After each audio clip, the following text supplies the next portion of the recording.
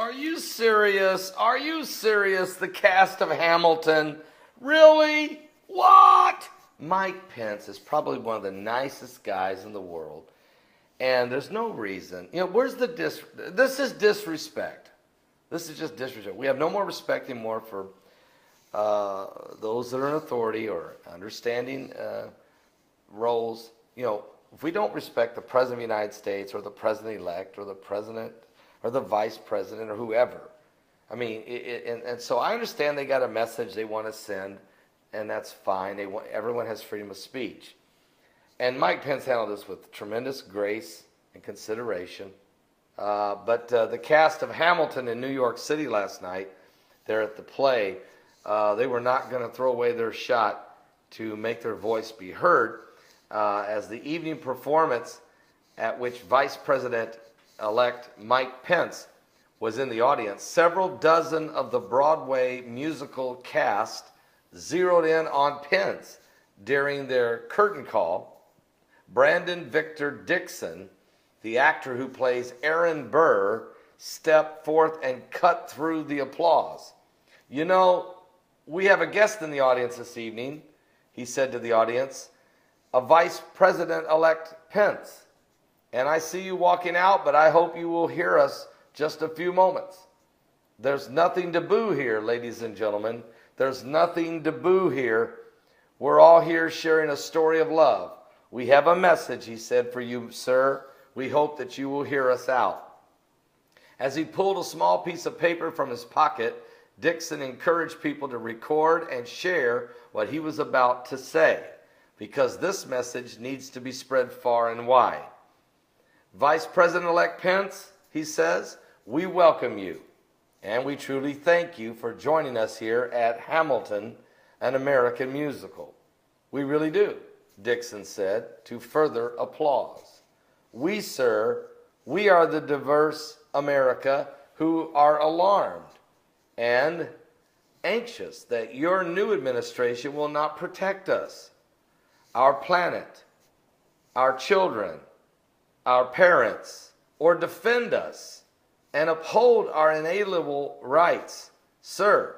But we truly hope this show has inspired you to uphold our American values and work on behalf of all of us. All of us. Again, we truly thank you, truly, for seeing this show, this wonderful American story told by a diverse group of men and women of different colors, creeds, and orientation. Pence reportedly left the auditorium before Dixon finished speaking, but a show spokesman told the Associated Press the Vice President-elect stood in the hallway and heard the full message. All right?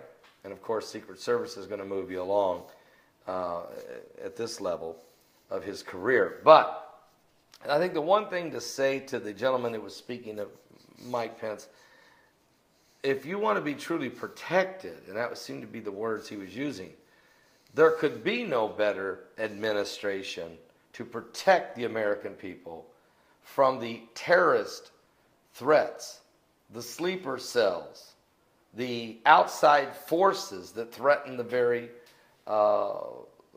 opportunity of freedom of which we've been allowed to enjoy. And that's all of us. Sir, that's all of us. The truth is, in the past several years, we've seen the American freedom decline. We've seen our constitutional rights shredded. We've watched our ability to defend ourselves be literally be torn away from us, all of us, sir. And so I think what we have to do is look at the situation and pray for that.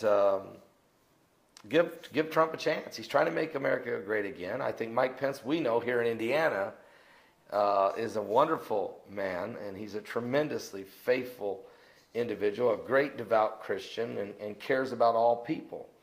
And so, you're preaching to the choir when you're preaching to Mike Pence, and we need to, and the Trump administration, let's give them an opportunity to get in office, first of all, and then, but the word respect needs to be brought up, because, it's one thing to address the vice president like that, blindside him.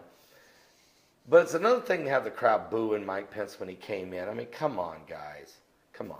It's disrespectful.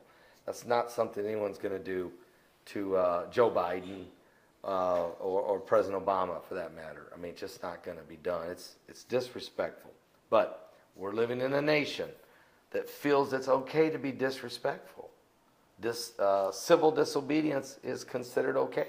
Looting, rioting, burning down buildings, destruction of property, somehow is being encouraged.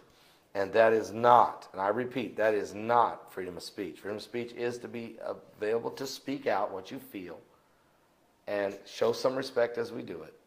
But what we've been witnessing in America for a while has to be revisited. I think we can do better. We can do much better. So let's pray for our leaders, okay? Let's pray for the ones that are leaving, Obama and Biden, and let's pray for Trump and Pence as they come in. Let's pray for America, because America needs to pull together and be one nation under God. I'll be back with more current world events and how they relate to Bible prophecy. Certainly, we're living in the last days.